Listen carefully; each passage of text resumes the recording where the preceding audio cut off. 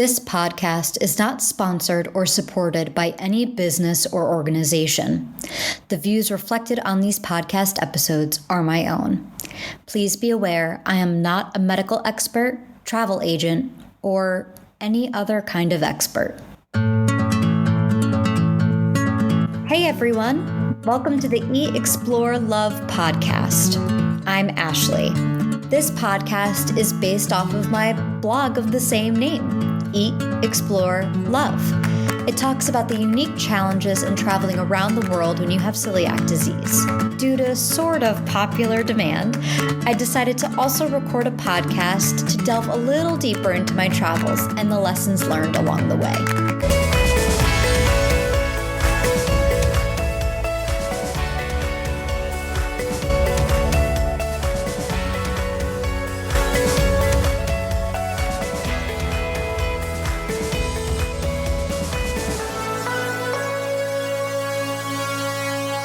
Istanbul was a tough city for me. People seemed to either love it or hate it. I felt indifferent, leaning more towards disliking it. It was one of those trips where everything that could have gone wrong went wrong. Maybe if I traveled with a friend, it would have been a bit better, but I learned some really tough lessons about myself, which I'm incredibly grateful for.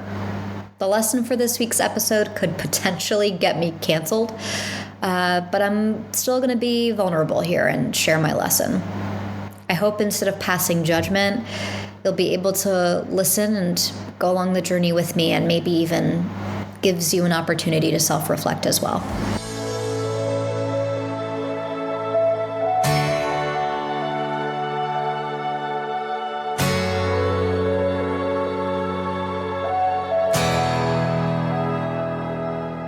Please forgive any mispronunciations that I say as far as restaurants that I'm about to name. But one of the restaurants I went to was Balatkapi.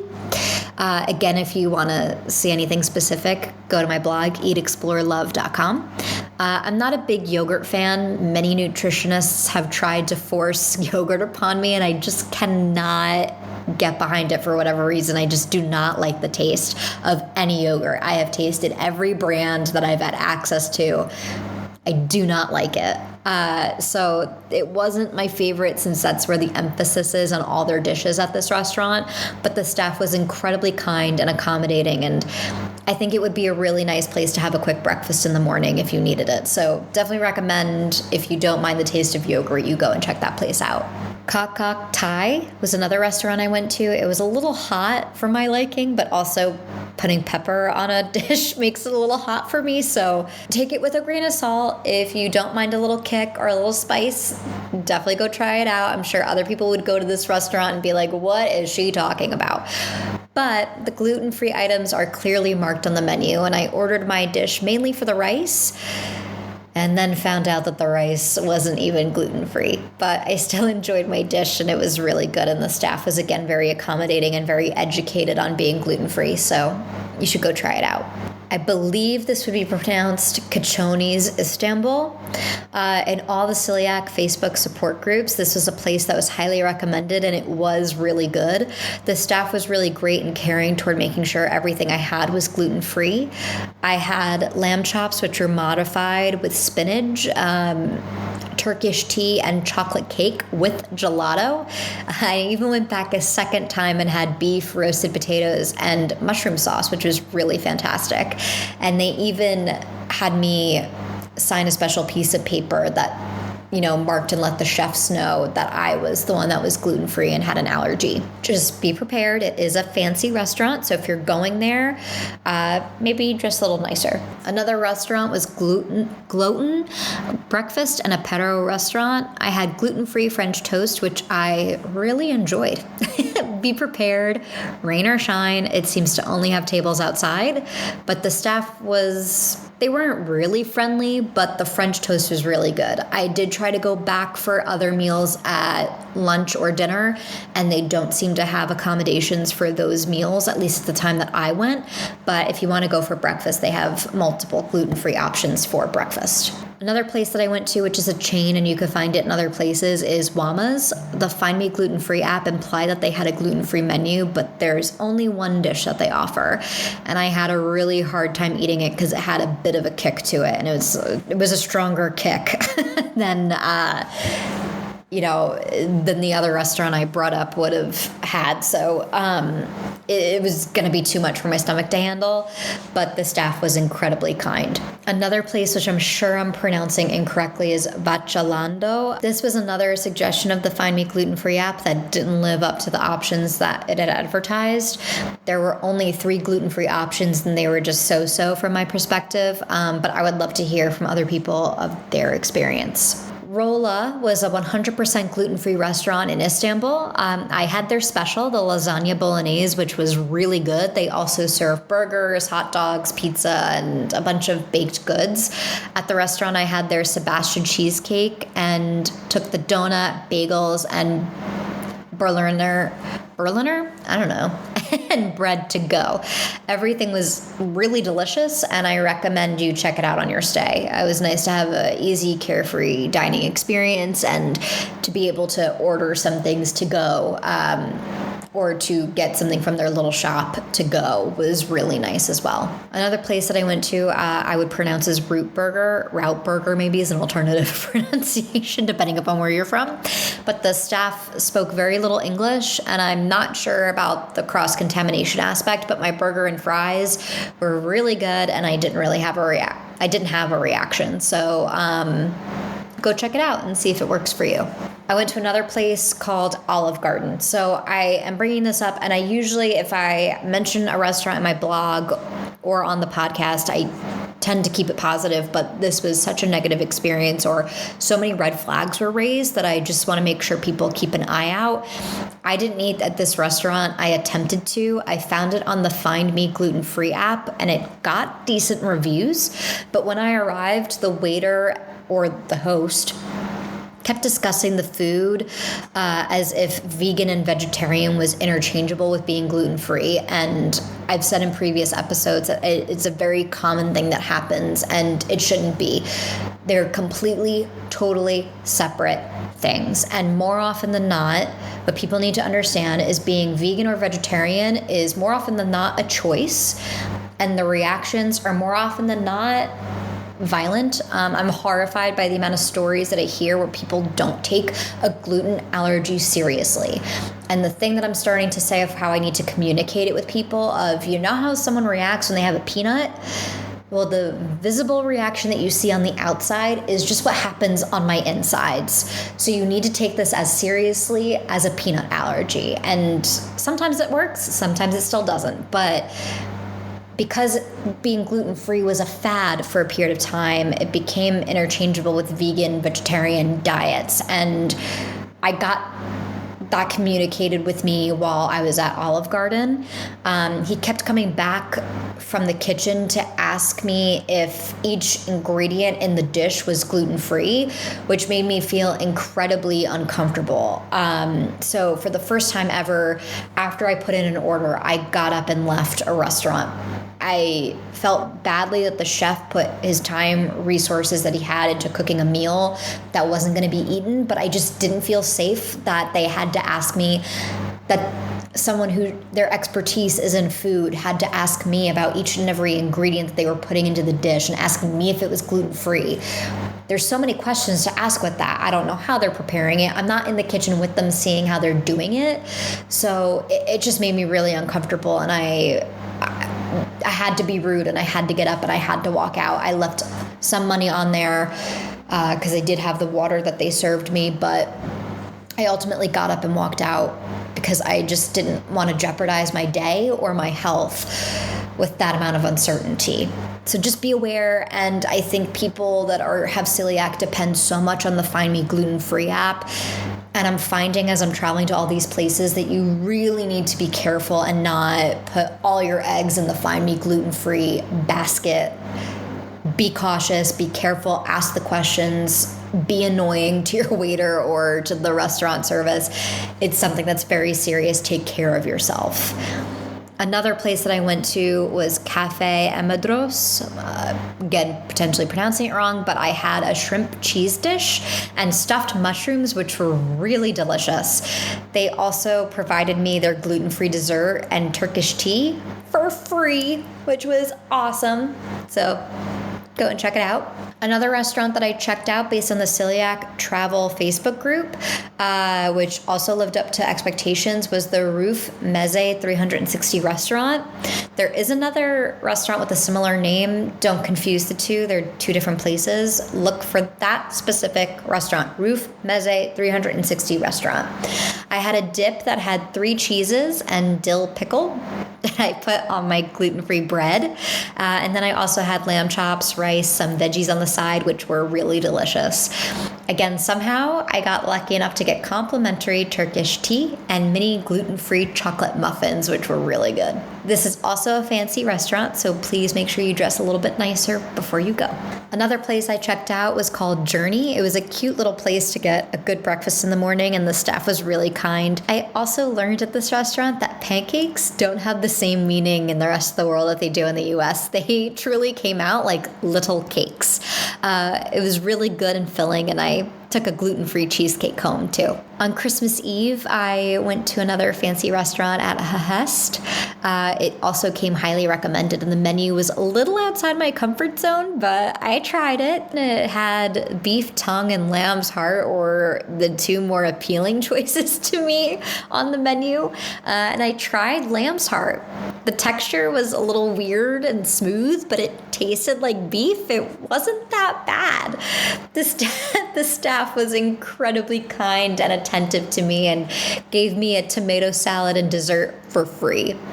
Definitely recommend you checking this place out if you want to go someplace fancy and willing to be a little bit more adventurous.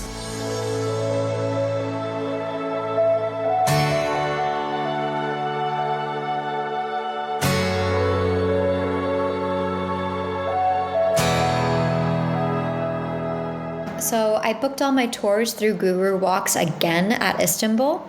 The tours that I went to were the tour of Istanbul Old City, 2 continents, 1 city from Europe to Asia, and Parts Unknown alternative Istanbul tour. So the tour of Istanbul Old City, it was a really cold day and I just was not prepared for the weather. It was really warm in Istanbul leading up to the days of my arrival, of course. And then, of course, once I arrived, the temperature plummeted. So I just wasn't prepared for it. So I think being so cold, it distracted me from the value of what I was being told. I'm also not really into ancient history, the Ottoman Empire, or anything like that. So I think that also made it difficult for me to focus. But if you're interested in that part of history, of ancient history, I definitely recommend you go and try it out and go on that tour. It's incredibly informative. And they still have things standing from 300 AD, which is really cool. So definitely go and check it out. 2 continents, 1 city from Europe to Asia was a tour that I really enjoyed until later in the day when the tour was over. The tour guide got mad at me for not tipping him enough. But what I realized is it wasn't a free tour as Guru Walks would suggest.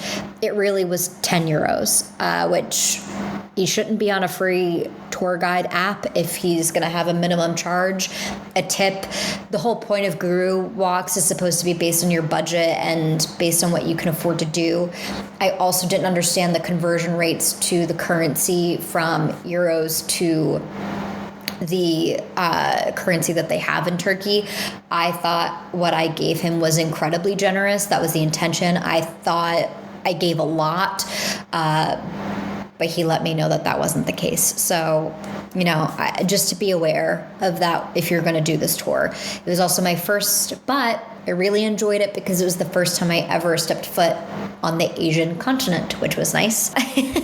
But just be careful and do your research of currencies before you go. That was my main learning. I also stepped into a mosque for the first time on this tour, which was, more on that in the lesson of the week, but it was incredibly empowering and moving. For the Parts Unknown Alternative Istanbul tour, it was my favorite of all the tours. During this tour, I got to learn a little bit of everything, and I got to learn a little bit more about the cultural traditions, the politics, and more about the religion of Islam. They also expect a minimum of a €10 tip for this tour as well, so just keep that in mind as you go and travel, and pay attention to the currency rate as you're giving your tip.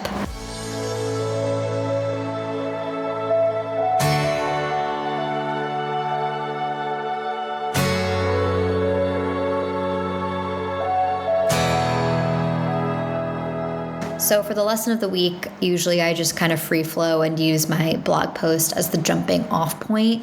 But because this is such a sensitive topic of what I'm about to talk about, I think I handled it well in how I wrote about it. So I'm just going to read my blog post to you guys, and would love to hear other people's thoughts. Please reach out at hieatexplorelove@gmail.com. I want to learn more. That's my intentions as I go into this. I want to be a better person. I want to confront the things that I have wrong in how my way of thinking, and I want to course correct and become a better person. I have learned everyone has a bias, good, bad, or otherwise. And if you have a negative bias towards something, the difference between what I think makes an evolved person and someone not so evolved is the person that's willing to say, oh, why do I have that negative feeling when I'm going through something? And you go to the root of it and you try to fix it. So that's the intentions of this, what I'm about to say, with that in mind. Istanbul was an interesting experience for me.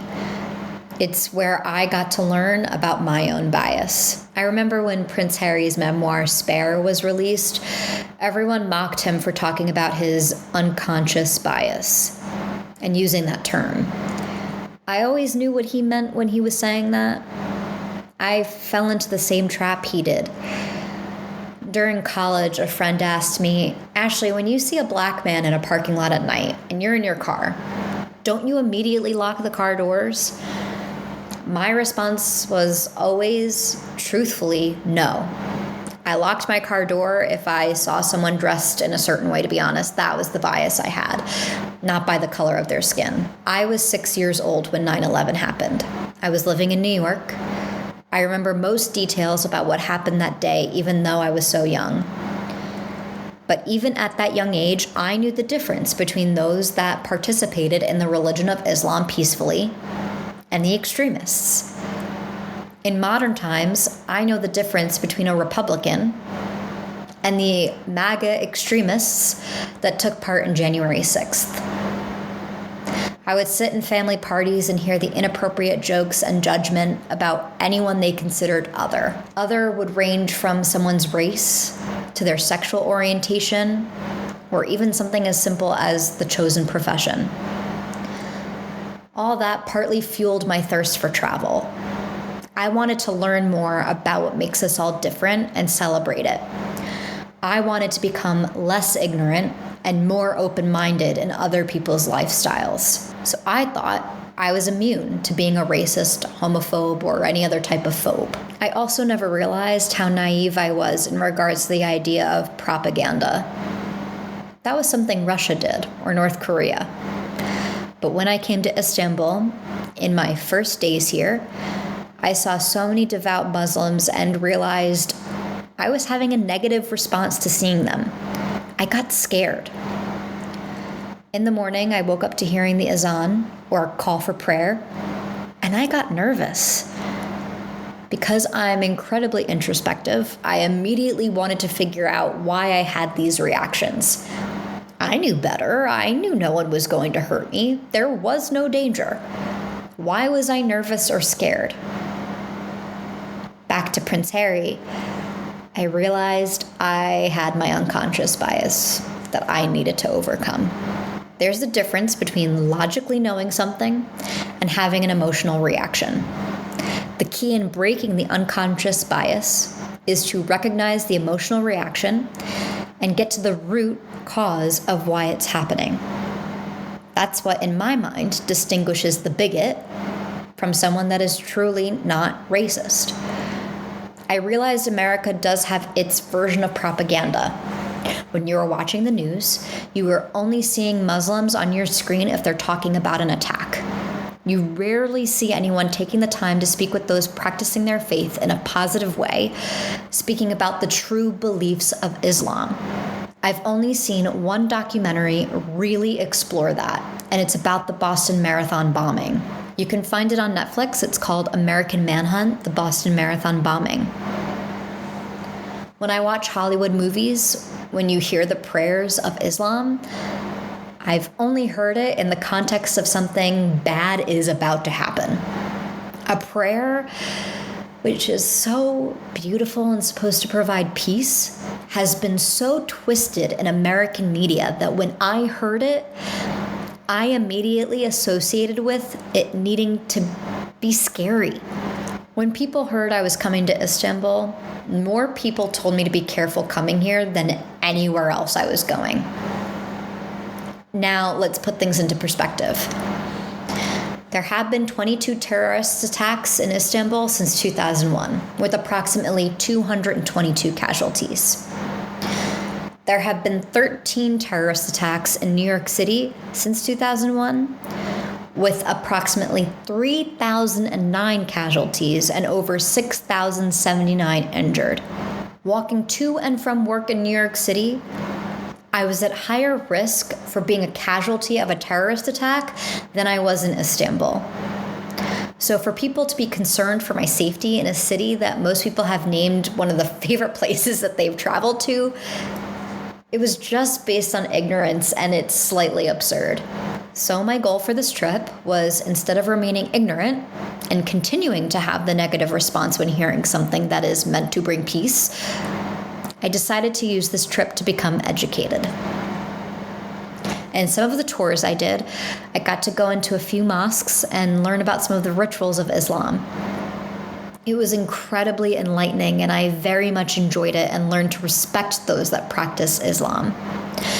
In some of the mosques, they have free pamphlets on different topics with Islam, and I got as many as I could for me to read. I guess this is what my mother and grandparents were talking about, that education is so important. It minimizes the ignorance. Unfortunately, it also came to light that Muslims have their biases as well. Now, when I say that, this does not mean it's okay for me to sit back and help in continuing the seemingly endless cycle of ignorance. In fact, it's only further fueling me to not be that way. There's so much happening in the world right now that I wish we could all learn to just speak with one another and provide the forum to ask each other questions, no matter how dumb that question may be. It would be nice if we could all learn to walk in one another's shoes, and instead of making assumptions and mistaking them for facts, it would be nice if we could do what we could to educate ourselves. Just maybe the world would be a better place. Sadly, I cannot control others, so I will do my best to break the cycle and lead by example. And let me be clear, my ignorance is not just with Muslims. It's with the Black Lives Matter movement. It's with Asian representation, those of Latin descent, Native American descent, LGBTQIA+ rights. The list goes on and on of what I am ignorant to and still need to learn about, and be more willing to listen when others are willing to engage in that conversation. I'm hoping I can be better than how I was raised to be. I'm going to ask the questions from now on, have the uncomfortable conversations, and learn. My goal is to be open, be accepting, and granted, none of that makes me a saint. I'm going to make mistakes. I'm going to offend people. I'm going to make missteps. But I hope, as long as my intentions remain clear, I can leave the world just slightly better than how I came into it. This was a deep one. Thank you for listening to my thoughts and feelings on Istanbul. None of the lessons that I learned this week have anything to do with why I didn't walk away from Istanbul feeling 100% positive. So don't let that mistake you for it. It was actually the best part of the experience, was educating myself, knocking me down a peg to build it all back up again. There were a bunch of other things that made it a negative experience, but it is what it is. And I made the best of the situation that I was in, and I put one foot in front of the other. And ultimately, I'm really glad for the experience because the lesson I learned made it worth it.